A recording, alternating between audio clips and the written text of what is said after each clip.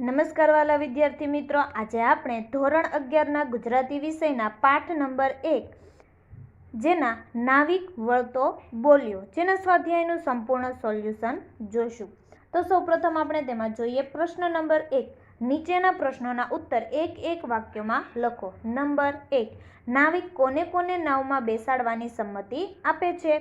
તો તેનો જવાબ આવશે નાવિક સીતા, લક્ષ્મણ અને વિશ્વામિત્ર ઋષિને નાવમાં બેસાડવાની સંમતિ આપે છે.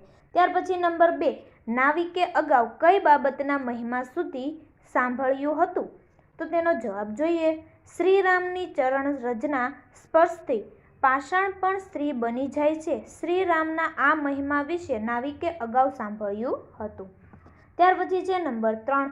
અંતે કોણ નાવિકના મનનું સમાધાન કરે છે? તો તેનો જવાબ જોઈએ.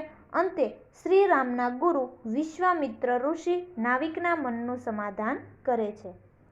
ત્યાર પછી નંબર 4. નાવિકે શાના વડે રામના ચરણ પખાળ્યા? તો તેનો જવાબ જોઈએ.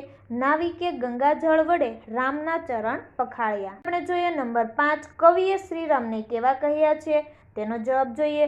કવિએ શ્રીરામને અશરણ શરણ અર્થાત નિરાધારના આધાર કહ્યા છે. ત્યાર પછી આગળ જોઈએ પ્રશ્ન નંબર 2. નીચેના પ્રશ્નોના મુદ્દાસર ઉત્તર લખો. નંબર 1. નાવિકે રામને હોડીમાં બેસવાની શા માટે ના પાડી? તેનો જવાબ જોઈએ. નાવિકે સાંભળ્યું હતું કે શ્રીરામની ચરણ રજનો મહિમા અપાર છે. એમની ચરણ રજના સ્પર્શથી પાષાણ પણ સ્ત્રી બની જાય છે.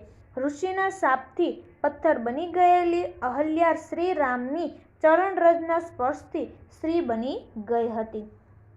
આથી નાવિકની મૂંઝવણ એ હતી કે એની હોડી ભલે કાષ્ઠની હોય પણ કાષ્ઠ હોય કે પાષાણ બંને એક જ કહેવાય.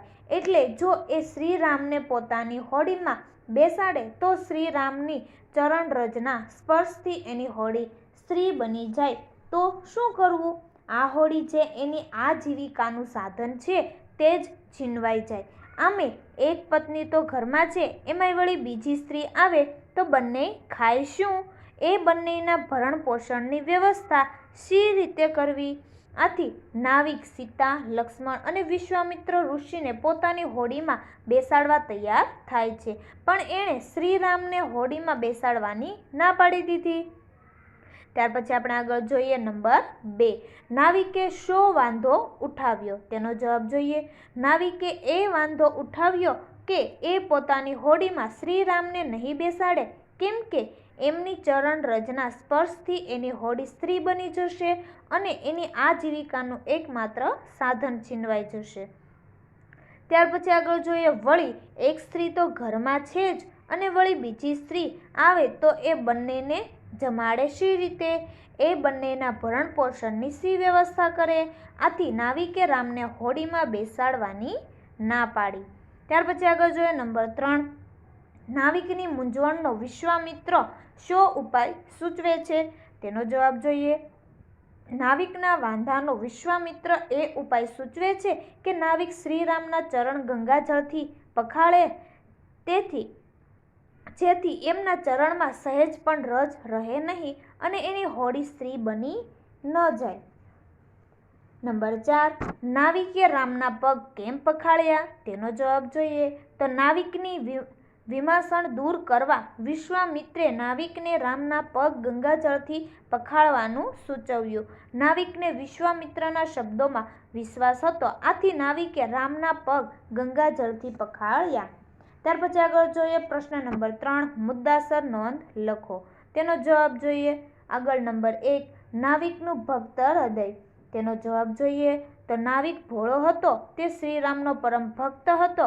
ગંગા નદી પાર કરવા એની પાસે શ્રીરામ, સીતા, લક્ષ્મણ અને વિશ્વામિત્ર આવ્યા. સૌને નદી પાર કરવા જણાવ્યું, પણ એનું ભક્ત હૃદય એક વિમાસણમાં મુકાઈ ગયું. જો એ શ્રીરામને પોતાની નાવમાં બેસાડે અને નાવ સ્ત્રી બની જાય તો કેમ કે ઋષિના શાપથી પથ્થર બનેલી અહલ્યા શ્રીરામની ચરણ રજથી જીવિત સ્ત્રી બની ગઈ હતી. એ પ્રસંગ નાવિકે સાંભળ્યો હતો. એની આજીવિકા છીનવાઈ જાય એ એને પરવડે તેમ નહોતું. વળી ઘરમાં એક સ્ત્રી તો હતી જ, એમાં વળી બીજી સ્ત્રી આવે તો બંનેના ભરણ પોષણની વ્યવસ્થા કેવી રીતે કરવી એ પણ એની મૂંઝવણ હતી. પછી એણે વિશ્વામિત્રે સૂચવેલા ઉપાય પર વિશ્વાસ મૂક્યો, કેમ કે એ શ્રીરામનો મહિમા જાણતો હતો. એણે ભક્તિભાવપૂર્વક શ્રીરામના ચરણ ગંગાજળથી પખાળ્યા. આ નિમિત્તે નાવિકને શ્રીરામના ચરણ પખાળવાની તક મળી. ત્યાર પછી આપણે આગળ જોઈએ પ્રશ્ન નંબર 4.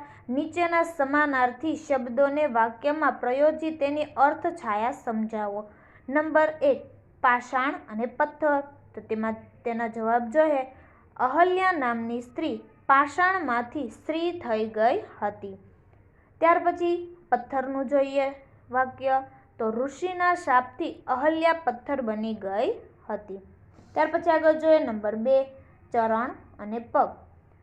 પહેલું વાક્ય જોઈએ. હરિના ચરણ ગંગાજળથી ધોઈ લીધા. ત્યાર પછી બીજું વાક્ય જોઈએ.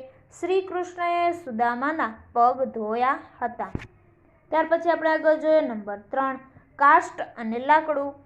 તો તેનું પહેલું વાક્ય જોઈએ. હોડી કાષ્ટની બનેલી હોય છે. બીજું વાક્ય જોઈએ. લાકડાનો ઉપયોગ ફર્નિચર બનાવવામાં થાય છે. ત્યાર પછી નંબર 4 જળ અને પાણી. તો પહેલું વાક્ય જોઈએ. જળ એ જ જીવન. અને બીજું વાક્ય જોઈએ તો પાણીનો કરકસરપૂર્વક ઉપયોગ કરવો જોઈએ. તો ધોરણ 11ના ગુજરાતી વિષયના બધા જ પાઠના સ્વાધ્યાયના સોલ્યુશનના વિડીયોની લિંક ડિસ્ક્રિપ્શન બોક્સમાં આપેલ છે. તો આ વિડીયો તમે તમારા દોસ્તો અને મિત્રોને પણ શેર કરજો. Thank you.